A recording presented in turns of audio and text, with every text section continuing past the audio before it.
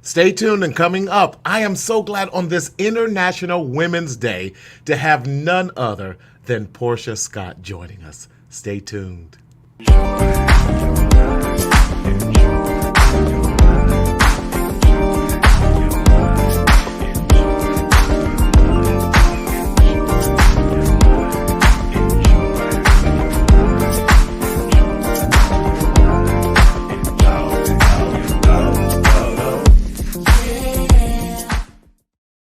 What's up, everybody? Hey, help. Happy Monday. Wasn't help. How are you doing? Listen, we hope that you are doing well on this Monday. And again, my name is Martina Sellers, and I am your mental health hygienist coming to you live and in living color from Southern California. Listen, we're about to go through daylight saving, so when I say the sun is always shining, next week the sun will be shining, and we are so happy about it. Hope you are doing well. Listen, invite some people in. We're going to have a great conversation tonight about, did you catch the interview with Oprah? I know you did. Is the talk around the world, and we want to process that tonight because there's so many issues and so many things that have been mentioned that is going on that we need to process ourselves. So we invite you to come on in. Nick Carter, how you doing, buddy? Good to see you. Invite everyone in.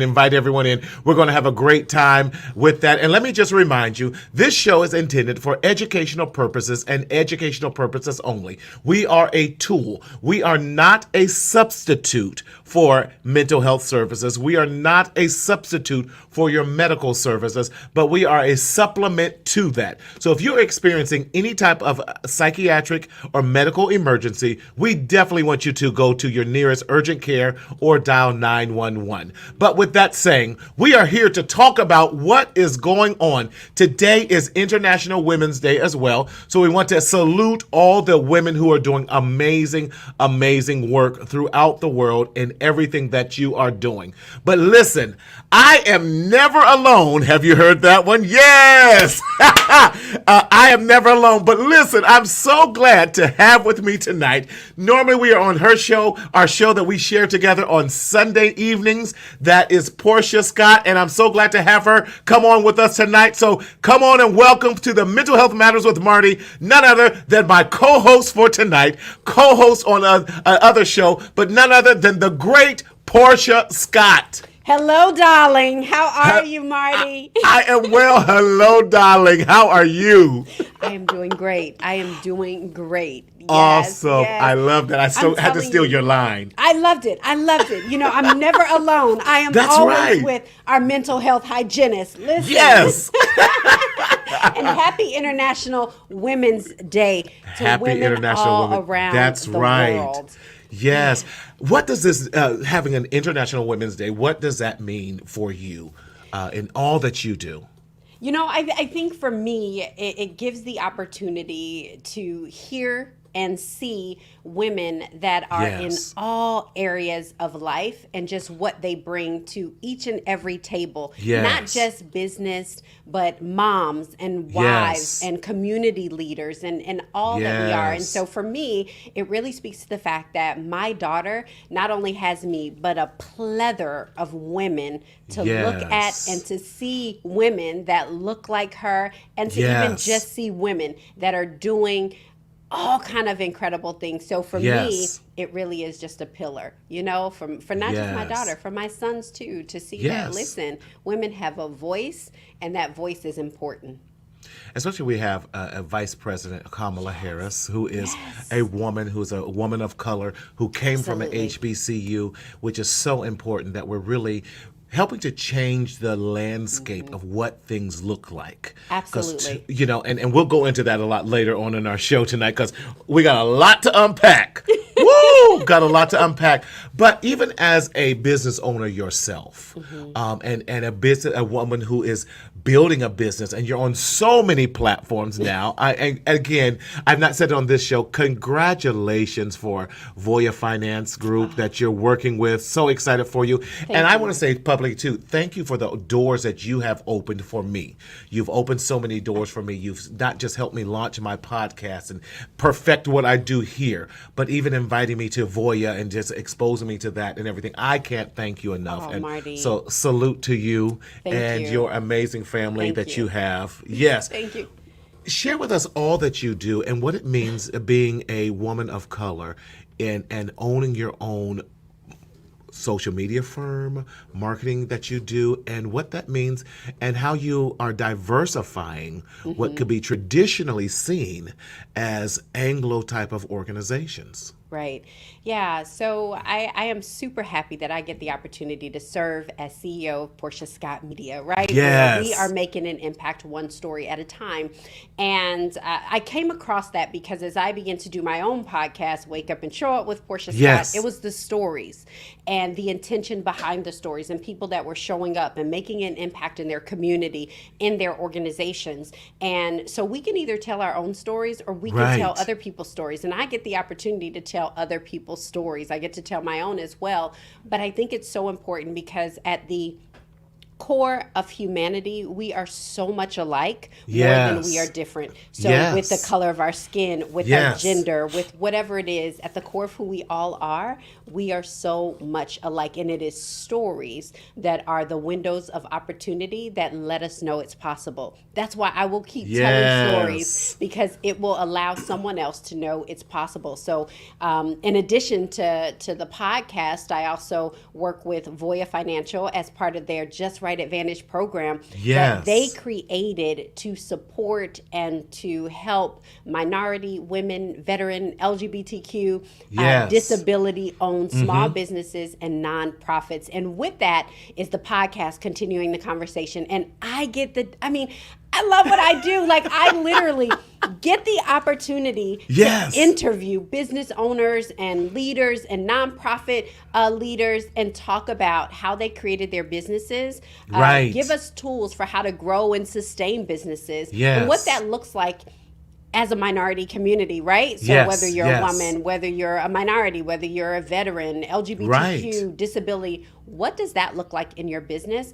And some of the challenges that we have, right, that doesn't look like it. You know, one of the things you mentioned is, you know, we run a media company. And when I started doing podcasting, I will tell you, anyone who says, I don't like the sound of my voice, that's why I don't podcast or do anything, do it anyway.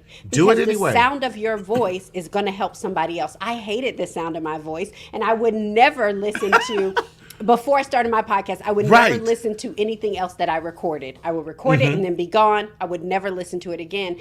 And what it does is it changes the voice of podcasting. It changes the voices that people are used to hearing, because so often radio, which podcast derives from, and broadcasting, it is the white male voice that sounds clear and smooth and you know, easy on the ears. And the only reason why we know that is because that has been such a large that has been a large percentage of what we have heard.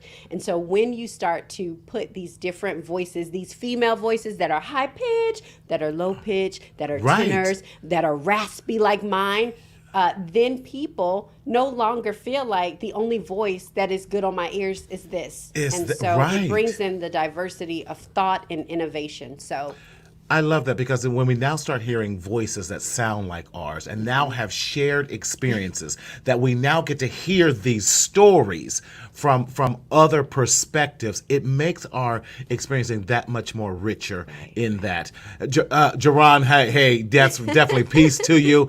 What's going on? Hi, Jerron. Hello, darling. How are you? I know he's come over on the Sunday show a couple times. Yes, he has. He has. Listen, we got some great folks out there that's been making comments. Yes, hello. There she is. There's hello, Paula. darling. We were waiting for you to come in the room. Listen, we can begin now that Paula is in the room. Paula's in the room. Listen, we want you to share this link and invite people in the room, because we got some great conversations going on today. And it's so imperative. We want to encourage you today, and we want, especially women. Listen, if you had to encourage and share with women something about just starting, what would you want to share with women about starting a business or starting that adventure or something? You know, I always use the power of one, right? And so that power of one is one goal, one step, one day. It is identifying what you want to do, but in one steps. Because if I think about, I want to grow my business or I want to build my business, now I got to think about business plan. I got to think about what that executive summary looks like. What about the money? What about the marketing? Do I go on this social media? Right. So the thing is, you have to start, because you'll never start unless you start. That's right. But identifying one goal. Identifying that one goal, okay, I want to start this business. Okay, well, today, the way that I'm going to put the needle forward is I'm going to take this one step and I'm going to actually apply for an LLC or register me as a sole proprietorship one day. And so it feels like we're not eating the elephant all at one time, right? So identifying that one goal, taking that one step, one day at a time. And then for me, it is definitely having accountability. Accountability is so important. So when you want to go after something, have someone to keep you accountable. Give them a due date when that's going to happen. And so they will hold you accountable and hold your feet to the fire. So that's what I would say, is that you can, there's no silver bullet. You just got to start so that you can start, but really identifying that goal one step, one day at a time. That's right. And that's so good, because too often we feel like we have to have all our ducks in a row. And I don't know about you, in starting any business, my business right now is not where I thought it was going to. The initial conception of it and what I'm actually doing, two different things. And as the opportunities come, listen, I was out there, Portia, I promise you, we were out there selling a service we didn't even know we could quite deliver or not. They said, can you do this? We're like, yeah, we can do that. They said, okay, well, we want to sign. I'm like, so I get in the car talking about, can we even do that? I don't know, but I'm going to do it anyway. Right. You know, Wendy Williams said this amazing thing. Listen, the prophetess Wendy Williams. She said, I am a woman, therefore I have every opportunity to change my mind. And I say that, and the reason why I say that is because we start out one thing, and if you change your mind, listen, it's okay. It's fine. No one ever told me that it was okay to change my mind. I always felt like I had to have this thing in plan. And I can tell you, I did not see Voya in my future. I did not see, I kind of saw that I wanted to talk to CEOs and business leaders and get their stories out to really connect with their brand, because oftentimes we look at CEOs or we look at leaders and we're like, oh, they only care about this. But if you know that this person goes and takes their daughter or son to fast pitch or baseball, you have that commonality, right? And so stories bring commonality. But listen, I could change my mind today if I want to do something different. I could tell you my LinkedIn, my Instagram profiles, they have changed so many times because I'm ever evolving. And so that's why it's important to start, because you don't know what you can evolve into if you do not start. Exactly, and we're going to jump. I got a call today from a dear friend of mine. I can't share her name just yet but she just picked up. Since we're talking about British, a black woman just picked up a British contract with Lifetime, doing talk shows, sharing stories. That's so good. Yes.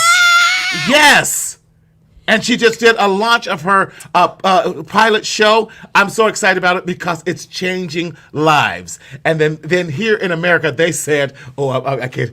Who do you want as your mental health provider? So anyway, who knows what's going to happen? Y'all listen. God is good.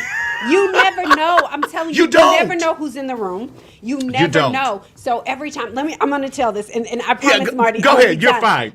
So I remember when, and Paul is on here, but I remember the first time I ministered at her church, and they have a mega church, right? Right. So it was like the first time I ever ministered at a mega church. But listen, this is the point that I want to make, is that I did the same thing at the mega church that I did when I was preaching to two people. And I say that because if you show up in excellence when you get on the live stream and there's only two people, you won't have to get ready when there's 1.2 million, because you've already been there. You've already created this excellence. Yes. And I think that that's important. And so when you start in excellence right where you are. The first cathedral, you start in excellence right Yes. where you are. Be excellent. You have to.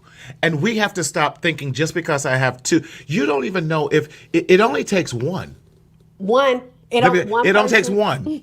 And that one that you could be saying something to could be that millionaire. Because let me tell you something. Millionaires don't tell you they millionaires. You better come on. The one that's flashing the money, they ain't got no money. Listen, millionaires are always trying to keep their money. And so you never know. They look plain. All of that. So anyway, let's go. So, the story of the night is, let's talk about it. Can Sherry, we talk? you better come on with those glasses, girl. Hello, darling. They look amazing. I'm going to go get me some new glasses. Yes. Right. I love this. That's going to be this. It only takes one. It only takes one. That's going to be it. That's going to be it. Yep. It only takes one. So, I know you saw. Talk to me, Portia, about this interview. Right. So, Marty, I have to be honest. Yesterday, I was no good. But today, because I had been on the people's social media, right, and I seen I was like, let me listen to this, right, literally. So I sat and I watched it, and I'm telling you, I mean, I love Oprah, right? I know there's different camps, but let me tell you, she is an amazing interviewer. Yes. She really is. She really, really is. And so I felt like I was sitting with them. You know, that's how good she is. Yes. And I think I said this earlier, is that initially, when she first started talking, the interview just started. You know, a lot of times we watch interviews because we're like, give us the tea. And who doesn't want the tea about the monarch? You know what I mean? Like, we don't know anything. How appropriate if we want the British tea. Right. Exactly. And so we want to know what goes on behind the walls. None of us are sitting here, prince and princesses. I mean, we're kings and queens, but we don't know what it's like to be behind there, to the protocols and what does it look like. And so, but this particular one, I almost didn't want the tea. I almost didn't watch it all because I was like, my stomach hurt for Meghan. You know, as a black woman, and and seeing the tabloids that we had seen, and if just 10% of that was actually true of what was going on behind the scenes, I didn't want to see it. However, I did watch it, and I was on the edge of my seat. And there's a lot of stuff that we're going to talk about, but but initially, my initial thing was protect black women. That really was what I thought. Oh, that's I was good. Just like, that's good. Protect black women at all costs, all around the world, right? Because sometimes we think that it's only happening in the U.S., but we see it's happening overseas, everywhere. It is global. And so my first thought was protect black women, you know, when I thought about this. So on this happy International Women's Day. That's right. Can we protect all women? Yes. But we definitely need to protect black women. Yes. Listen, put in the comment section what you thought about the Oprah interview with Meghan Markle. And, you know, applause. And I'm so glad that she had her sister, she had Serena step up and say, I'm behind, you know, so that part when she said no longer wanted to live. Oh, Paula, we're going to get to that. Yes, we do. Yes, we are. We are. And that Serena stepped up and said, listen, she's got my back. And I love the beautiful words that Serena said about her. You know, too often, and that's why I don't like this reality TV, because we pull each other down. But Serena stepped up and said, and vouched for Meghan's character.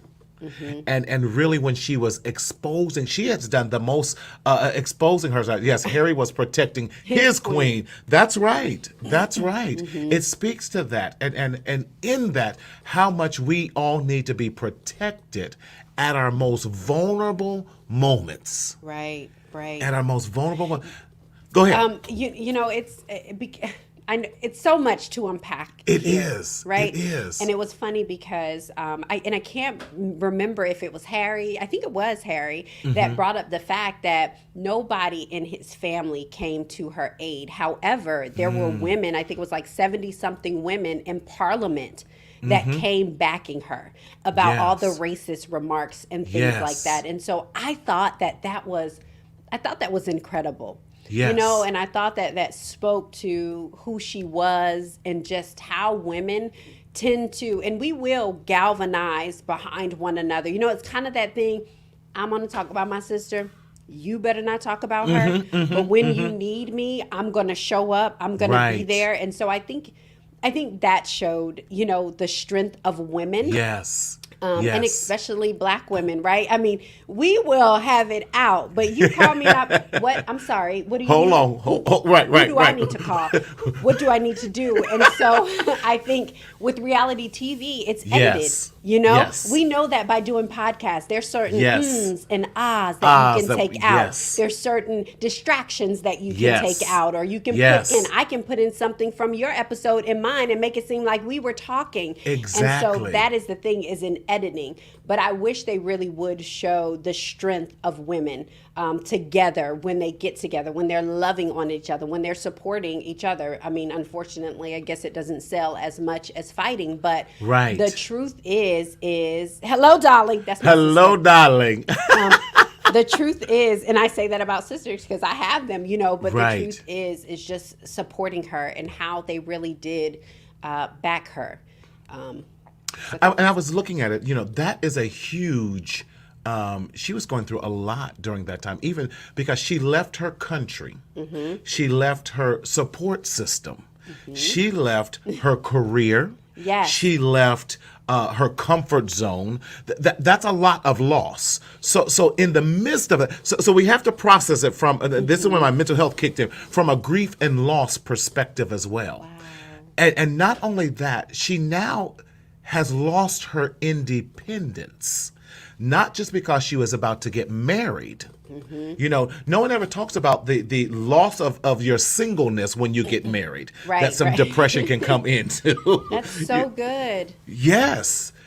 And now she lost not just her singleness, but she lost what she had built. She was on Suits, and she was doing a really great job on Suits. Suits. Yes. So she lost her career. She lost her family, and now she even lost her sense of independence. All of that loss now surrounding in this loss of now going into this stale. I don't know if she was in a castle. I don't know where they lived. Anyway, loss of her own. Nottingham Palace, right? Yes. So loss of her identity. I love that when she talked about when Harry says, "Oh, you're about to meet my grandmother," and she was all excited. So he goes, "Well, do you know how to curtsy?" And she was like, "Wait a minute," and I got it. She was like, "Wait a minute, that's all for the cameras." She was like, "But that's your grandmother, like." Literally, do you curtsy for your grandmother? Like, seriously, I don't for mine. Listen. But yeah, and it was funny because she talked about her naivete around that royalty, and I get it, because you will think, if it wasn't for this, I mean, you would think that some of that, the fanfare is done only in public, but in the doors, I'm not. I'm in my nightgown. Am I going to be, hey, curtsy? You don't think that. I think it too, in the military, it's like that. We have a lot of fanfare and things like that. And, you salute officers and you have all of this. And there's the respect even when they're not in uniform. But it is definitely different. Like, I'm not saluting you if you have jeans and a T-shirt on, right? I may know you as Captain such and such, so I might address you as that. But I'm not saluting you. And so I can see how she was confused. I'm meeting your grandmother. It's like, So let's look at Trisha's comment that she says she even spoke about losing her father around the time of the wedding, as well as a child in the miscarriage that summer. Quite a lot of loss and grief in all different ways. And so grief and loss hits everyone differently. And we think that, get over it. You had an estranged relationship with your father. There could be a lot of unsettled business. And then now losing it, having a miscarriage with that. That's still a great deal of loss. And so I my heart goes out to her. Right. And that she kept it going that strong. But I really applaud her when she finally told Harry that, listen, I can't be left alone. Right. Wow. Oh, they were on their way to the thing, to a dinner, and he was like, "You can stay," and she was like, "No, I have to go. Like, I cannot be left alone." Marty, I think you can speak to this because when we think about depression, when we think about suicidal ideation and all of those things, it's funny that she was so in tune with what she was thinking about that Right. she was even scared enough to say something to him, right? Yes. And that he was a safe place for her. Yes. Because how many people have that and don't have the safe place to say, maybe want to Yes. say, help me, I don't want to do this, but I also don't know how to fight this. Right. So I think when you say that, I kind of want to, that says a lot about her. Uh-huh. It really does. Yeah, and her ability to really understand who she was, but also to have. Do you think if she didn't have that safe place, do you think that she would have said that? Absolutely not. I don't think she would have said that. And Yeah. and that's you're hitting the nail right on the head. We have to have safe places and create safe places where we can say, I'm not okay. Right. It's almost like I can imagine, if we look at this pandemic, so many people were forced to be at home. Because of that, and they were not okay, but they did not have the courage, I'll say it that way, or didn't Right. even have the ability to say I'm not okay. And one of the things that they kept saying was the whole feeling of being trapped. I know. Depression will make you feel like you're trapped. Suicide ideation will make you feel like you're trapped. Cutters, we did a show episode last week on cutting. This is also National Cutting Awareness Month, and last Monday was Cutting Awareness Day. And I love that show. Yeah, it's okay not to be okay. You're absolutely right. And we have to find those safe groups. We have to find those safe support systems Right. that we know that's not going to judge us, that's going to help us through that and getting knowledge. That's why these conversations are so imperative, especially in our communities. We have learned. Come on, she learned and was forced to now not just take on the black role. We know how to put on that Right. mask. How you doing? Oh, I'm good. I'm good. Especially church folk. How you? Oh, blessed and highly favored. I'm amazing. Stop lying. I'm Stop blessed. lying. Yeah. Because that Go ahead. speaks to, right, if something goes on and I say I'm not okay, then I'm looked at as weak. She had Yes. said this, Marty. Yes. She said, I advocated for so long for women to use their voice, and then I was silent. Mm-hmm. And Oprah then asked her the question, were you silent or were you silenced? Were you Yes. told by the comms people or the firm? And she changed it. And she said, I was silenced. And I don't know if there's one that's greater than the other, but I do know that feeling like I was silent, meaning I had an option. When I was silenced, there's that trapped again. There you go. Yes, absolutely right. Because one is internal and the other is external. Mm-hmm. When you're having all these different, and now so when you're having both of them, you feel, again, that supports Right. no hope, hopelessness, the suicidal ideations, thoughts. Is this what my life is supposed to be like? I know I didn't give all that up for this. You gotta know, Marty, that it's kind of that thing. I'm gonna be a princess. Like Yes. I'm gonna be a real life princess. And the thought about that, and living with the man that I love, and initially everybody being kind, and she did talk about how the queen was so kind and Yes. she was great, and they wanted to make they made a lot of statements Yes. about her being kind. Yes. All right, hold on. Can I put on my real face now? Please. She was kind, but she was not caring. Because if she was caring, she would have taken care of you. She had all the power to make this stop. To silence it, to calm it down, and she did nothing. So she may have been caring to give, kind to give you a blanket, but she wasn't caring. And I think that's very important, is that she was willing to do as much as she wanted to go where she felt comfortable. But when I care, sometimes that means taking me outside of my comfort zone, and she wasn't willing to do that. Can I take it one step? Can I push it? Yes, push it. Those of us who are in positions of power, we have an obligation, a responsibility, and a moral ethic to make sure that we rescue those when we see that's the problem why we don't speak up, why suicide is so high or domestic violence is so high. Or all of that, because those of us in power, we remain silent. That's why I say all the time, what's my thing? Speak up, speak out, and live. Don't That's suffer it. in silence. Don't suffer in silence in the shadow of shame. Come on. Let's go to Trisha's comment right there real quick. She says, and even the courage to keep reaching out. That's a key too, for help, even when turned away at every request. Most people would have given up after having the courage to ask for help and being turned away. The support of her husband kept her going. That goes back to what you were saying earlier. It only takes one. The power of one in that is remarkable. If I have one person on my side that believes in me, and those of us in power, we might be that one.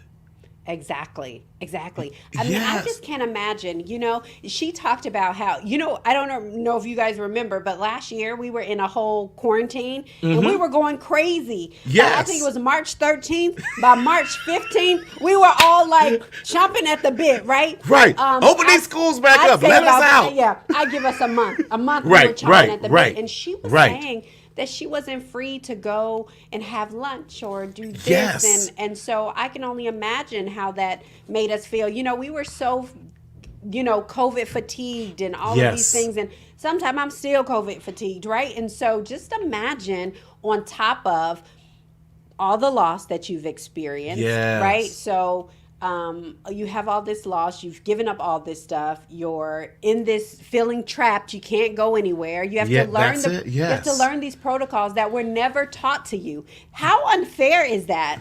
Very much so. I wonder, Marty, I just wonder if Kate got that, if she was given the opportunity to learn protocols. It's almost as if they wanted to set Megan up for failure. But when old girl took that Australian trip and she was out there killing it, they was like, wait a minute. Because she was now allowed to live in her own truth. Yes. And that's the challenge with that. You said something, but she was mentally in a cage and physically in a cage. And that the combination of that can be so lethal till it just starts playing with your mind. And I shared this because when I got COVID, we were in COVID and I had COVID. And I know that my mental capacity and me even being a therapist, I had to pull out my own coping skills that I taught other people and apply them to myself. Because I'm like, I know this is not the end of me. God, I know you got something greater. And that's where even the book and part of that 30-day series was birthed out of that, out of the pain of that. And she is going to help so many people, so many women to not suffer in silence. The firm needs the tabloids and acceptance that's right. from the Yeah, the people more than they valued Megan. That's right, and Harry's safety. And how many of us, even in our, I don't want us to always, the point fingers at the firm. Can we point fingers at ourselves? Can we look at in our own cultures? How many people have we kept muzzled and silenced them because of molestation? And we knew Ray and them was no good. And we still left them with them. And we did not protect our girls. We did not protect our men. And they are now at age 20, 30, 40, 50, suffering. Go ahead. I am so glad you said that. I know it's International Women's Day, but I am so glad that you said that, because for so many years, molestation and rape had only been for girls. It had only been something that happened to women. Meanwhile, it was happening to boys, probably at an alarming rate, higher than our girls. And so I think it's important, like you said, I had a pastor that would always say, you got to speak truth to power, right? And so I think, as you said, as leaders, it is so important that we take those stands, that we make sure that in our organizations, in our communities, that we're not standing for this anymore. Like, I'm going to say something. I don't care how it feels. I don't care what you say, but I'm going to do the right thing. And I think for me, I tell the stories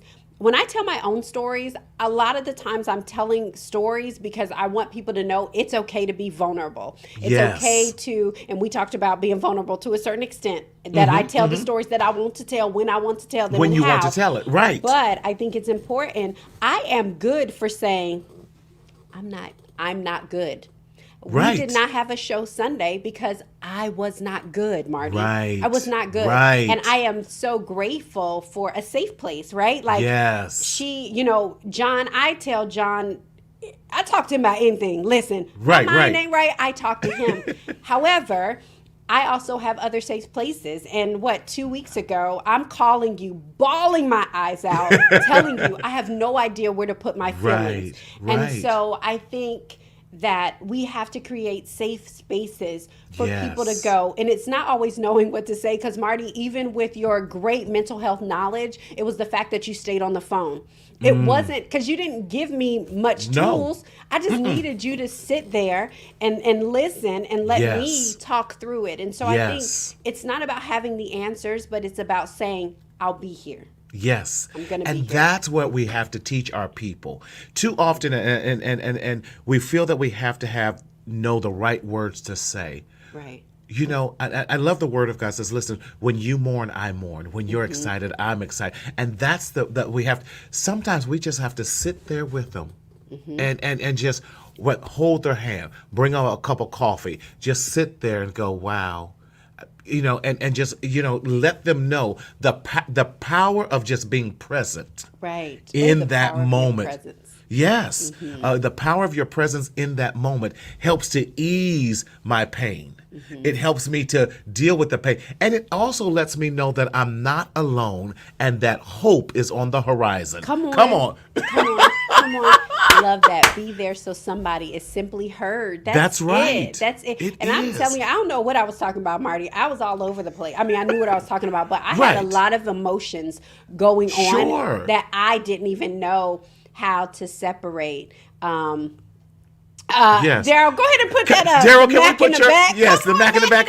The Mac in the back who never says anything. The Queen couldn't stop all that craziness Megan had to deal with. She chose not to. Hashtag the queen ain't clean. You better come on, Daryl. Y'all see the Mac in the back, the producer extraordinaire. Right, Listen, right. He never comments on our shows. And you know what, Marty? I had to stop myself when I was watching it, and I Right. put this, I typed this out in bold, and I said, I want to take this statement off the table because I did a podcast, I think 2 seasons ago, Right. about abuse, right? About domestic violence. Yes. And I said, we have to take this off the table if that were me.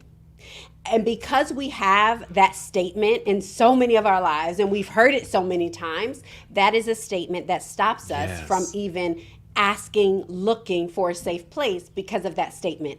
If that were Yes. me. Because Right. if I go tell someone, they will say, well, if that were me, girl, me and Archie would be up out of there. Exactly. If that were me, I would have done that. And I had that moment quickly. I was like, girl.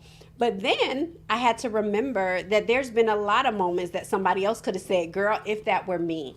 Right. And so taking that statement That's off the good. table and stopping to think about if that were you. Right. But, and maybe making it say, that's not me, but how could I help somebody?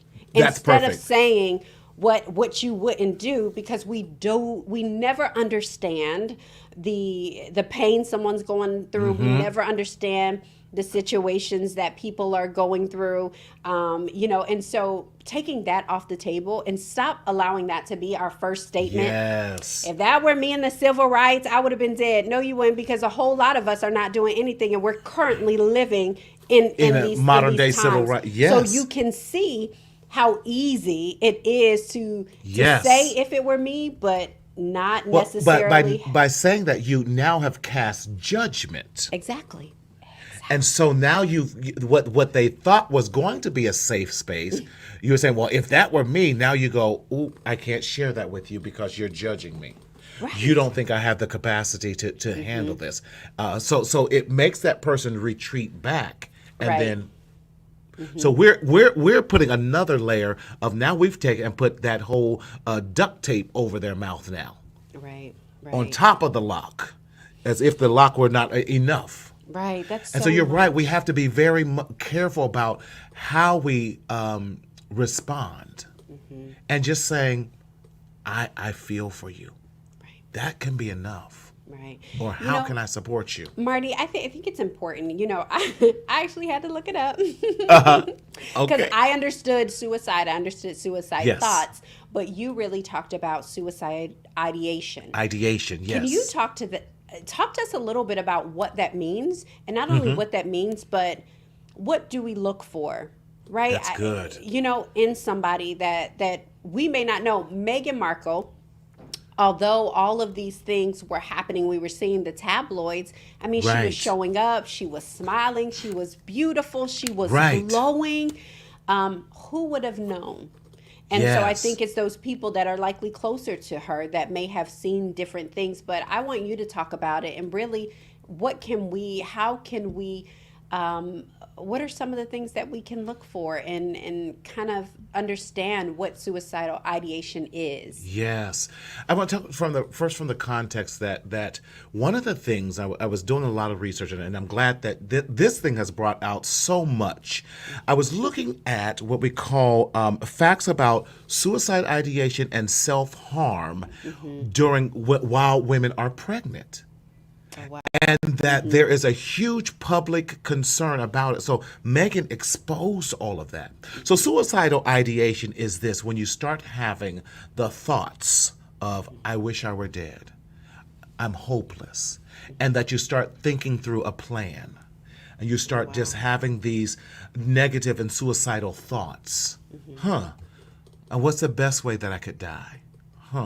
And you're starting to, and then it starts with, anything that changes our behaviors, anything that takes us out of our normal, everyday, day in and day out routine. And we're starting to see the depression. So depression is part of the suicide ideation, and that their thought process, their conversations are very dark.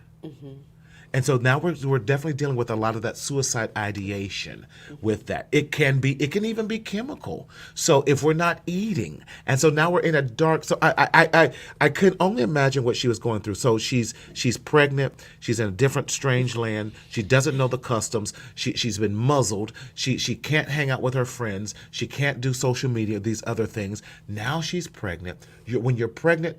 I did postpartum depression therapy, a man doing postpartum. It was amazing. Because when we look at postpartum, 1 in every 9 women have postpartum. And most men do not understand all of that, what it means. It goes from baby blues, which is about 6 months, if you're kind of having that depression. We categorize that as baby blues, and so kind of adjustment. But then when it hits that 6-month mark and you're still doing, now we're officially into postpartum depression. Okay, got it. So when we're looking at postpartum depression, when we're looking at suicide ideation, again, while you're pregnant, that's the depressive thoughts that keep going. Maybe we're not eating. Maybe we're sleeping too much. There's no joy behind the pregnancy. And we have to look at all the external circumstances that is now putting this pressure. The fact that she had all of those things adding to that, it's amazing, and this is not clinical, but that she wasn't cuckoo for Cocoa Puffs with everything that was going on. Absolutely. And we have to take it serious. Let me do this last thing when I was looking at that. The self-harm and suicide ideation in pregnant women from 2006 to 2017 has tripled during that time. So what Meghan did was expose the seriousness of this thought process. Who thinks that women who are pregnant, because when we think of pregnancies, we think of, oh, you have to be so happy, you're so joyous and all that. But who thinks that they go through suicide ideation? Who thinks that they cut and they do self-harm? And there are those women out there who do that. And Meghan has exposed that. And now it's going to force us. So glad to have the conversation. And I even want to go here even one more step, Portia. Yeah. How many women of color are really in that because it goes under and not reported at all. Because we don't seek help. Yep. And again, I think a pregnant woman, oh girl, when we have the great grandmas and, God bless my grandmother who had 12 single births. God bless her. Yes, 12 single births. God bless her with that. And some women can handle that, but we cannot ignore those women who are going through that. And that's their story. Although it may not be your story, it's their story. That's so true. I had someone on the show, on the podcast as well as the show, who lost her son. And so, but she's done a lot of research, and she talks about how this very thing about postpartum and women of color. Yes. And when they do reach out, a lot of times, they're kind of told, oh, you'll be okay. And they're not diagnosed, and no one takes the time, right? And so it is all of that maternal care that we have to really think about. And so women are feeling this way. And especially, I think about Black women, and I just think about the strength of a Black woman. It's one thing we always say, and we even stand so firm on, we are strong Black women. We built this country. We build families. And while that is all true, is that we can be strong and we can still seek help. Yes. And so we don't check on one another because we're the strong one. She's the strong one. She fine. She'll be all right. And so we tend to not check on each other as much as we should, maybe, because we are just built, but because we are so strong and we have the weight of the world on our shoulders. So many of us are carrying around this weight that we wish that we could just get rid of, or that we could just, just release. And you don't have to shoulder that alone. That's why I think it's so important that the partner or the husband or the boyfriend, and I say that in specifically that way because we have a lot of LGBTQ ladies who are caring, and their partners are not empathetic to that as well. Because they're like, because they're like, I just because they don't want to have a baby, so they don't get to experience that. And so we have to be empathetic with that. I would bring in the husbands at least once a month when I was doing the postpartum counseling, because I needed the husband to realize this is a real disorder. It's a real thing. And you need to get past yourself and support her. And all of a sudden, when I said that, you saw his eyes get big, but you also saw her light up and say, finally, someone has heard me in that. And then, so Dr. Allen, she's going to be on here on Wednesday. We're doing an amazing series with, I have 3 Black women MDs who are coming on the show on Wednesday. We're so excited to talk about the pandemic. But it was Dr. Allen who reached out to me and said, Marty, I have to do an integrative approach to medicine where I can do a warm handoff to my patients, my women who need help that I can't give them. So we made joint treatment plans together, and we were so much more effective in treating these women that it was cut down by 50%. So we even talked about what type of meds. So if they were breastfeeding and nursing in that, we said, okay, let's put them on the Wellbutrin, just because the Wellbutrin doesn't have any side effects that gets transposed to the baby. Right. So she would definitely put them on the Wellbutrin. We would monitor it, and then usually in less than 6 months, they were off of it and back to normal. You know what, Marty, and it speaks to it. I mean, you're a man of color, therapist, a Black man.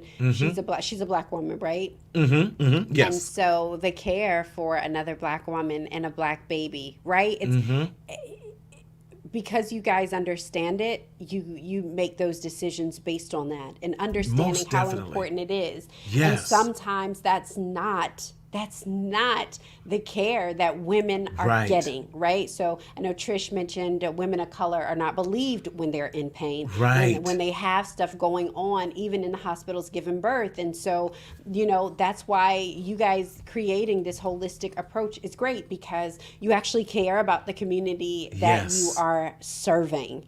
So I think I encourage women and all of us, if you have a primary care that you really care about, ask them, Who do you refer for me if I'm going through something?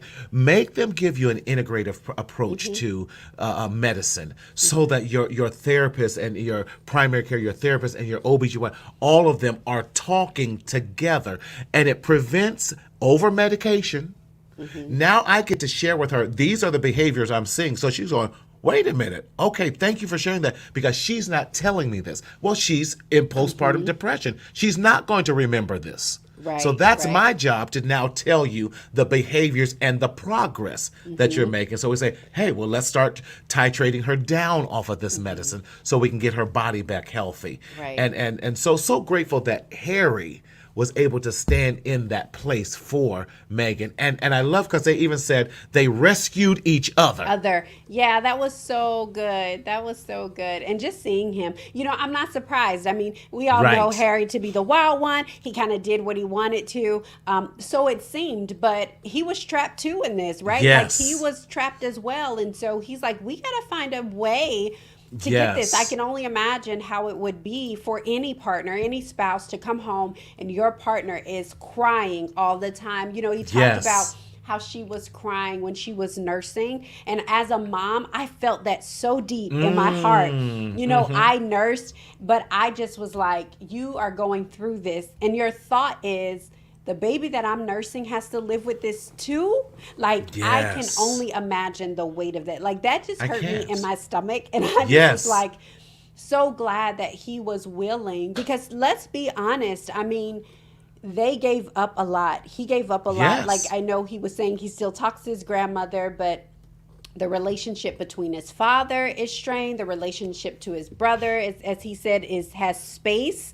And I was really shocked about his dad, and that he could not understand this after Princess Diana, when she was running away from paparazzi, how people talked about Princess Diana, how people treated her and things like that. And so for him to be so not empathetic at all, from what I think. But can we fall prey to the system as well? We all can. Because that's the only thing I know. Thought. And I was raised for, groomed for this. Coming to America too, that's a whole nother conversation. But but yeah, it's true. Yes. Daryl, let's go through these steps that we want to do, because we want to encourage you today in stopping the stinking thinking and how to climb out of the hole of the stinking thinking. Yes. Number one, what we want to encourage you to do, avoid internalizing your trauma or your depressive thoughts. Avoid internalizing them. I know that's easier said than done. You have to remind yourself that I am enough. You got to start with those I am statements. Come on, if I was teaching this, I say, go to the book of John, because everywhere Christ spoke, he said, I am. You have to say that to yourself. I am enough. I am more than a conqueror. I have the power to get through this, so that you start changing your stinking thinking patterns and starting to create new neurological pathways that you need to walk down during that. So avoid internalizing those depressive thoughts as best as you can. Number two, care for yourself physically. How do we do this? By trying to exercise. You got to change the environment. You have to change, get out of those walls if you can. Start eating healthy. Start doing some push-ups or whatever you need to do. If you're feeling trapped and you can't get outside, do it in your room. Do whatever you have to do. There's wonderful now apps out there that helps you to do exercising at home so that you can change your thought process. Number three, the third thing that you can do, use meditation techniques. Portia, I'm starting to value that more and more, especially when I get my insomnia. It kicked in bad last night. But that's my time, because that's usually because something's on my mind. Yep. And so I need to get grounded with that. We talked about the 5, 4, 3, 2, 1, the senses. 5 things that I see, 4 things that I feel, 3 things that I smell. Hear. 2 things that I smell, 1 thing that I taste. That definitely the 5 senses. Get grounded. Find some yoga. Do whatever. Stretch to help with that. Number 4. The 4th thing you do, find positive ways to self-soothe. whether it's your playlist, self-soothing, maybe it's taking a hot bath or a hot shower, getting yourself in there. Yes, that's yours. But listen, I put that lavender in there and get you one of them shower bombs. That's my go-to. It'll change your room. Yes, it will. Number five, create a strong, we talked about this, support system among your family and friends. It's so imperative that you find that support system to help you along, that you can call and say, I'm not okay today. I need help. And then finally, the number 6 that we definitely get professional support for yourself. Don't be ashamed to say, I need some help. A lot of times, we're not there to tell you what to do as professionals. We're there to observe your life, observe behavior patterns, and offer suggestions. We can't make you do the work. The work is up to you. And sometimes it's just good. I have one client, I said, do you really want to just pay me just to vent? Yep, that's okay. Keep coming. I'll see you in 2 weeks. But a lot of times you just need to get it off your chest with that. So again, those of you might be experiencing any type of suicide, we want to make sure we give the suicide hotline to you. That is 800-273-TALK. 800-273-TALK. That's 8255. Or you can also text TALK to 741-741. And they have some amazing professional people that are there to help and guide you along the way. Because again, like we said, we don't want you to suffer in silence in the shadow of shame. That's right. Portia, this time has gone by way too fast. We're just getting started. So quick. I know. It was incredible. Are just getting started. Thank you for having me on. Oh, the Breathe app. Yes. Breathe, yes. There's some amazing apps. Encounter podcast. It comes on daily. And it's meditation. That. I use that. I use I wake my kids up to Abide. Come on. Mm-hmm. That's right. Yes, there's so many things out there. It is. Portia, how can we continue to stay in touch with you and reach you on all your podcasts that you and your husband, John, do? You got about 10 podcasts going on. I can't keep up with you guys. Too many. Honestly, too many. As if I didn't have anything to do. Well, you can always find me at PortiaScott.com. Yes. You can check us out there. Or you can listen to any one of our podcasts. Wake Up and Show Up with Portia Scott. If you are a business leader, nonprofit owner, I want you to run and I want you to subscribe to Continuing the Conversation, the Voya Financial Podcast. We have some incredible guests. We just dropped the 2nd episode today with Cassandra Worthy as we're talking about harnessing emotions for leadership and success. And then lastly, you can always find me on IG. I am probably most active there at I Am Portia Scott. Here on Facebook at Portia Scott. You can find at I Am Portia Scott. I Am Portia Scott pretty much everywhere. And on YouTube, you can find me at Portia Scott Media. And so those are the ways that you can contact us. I love it. Oh, yes. Mother Kathy, that's it.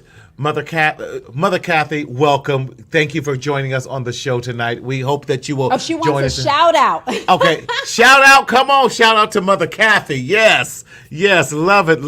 Paula, I appreciate you definitely. Portia, thank you so much. Thank you. We just barely scratched the surface. There's so much more we can go into. We haven't even dealt with racism and how that. Okay. We may have to have us a part 2. That's why I said protecting Black women. Yes. We haven't done so much. Yes. We may have to have us a part 2 next week. So I'll be in Mexico.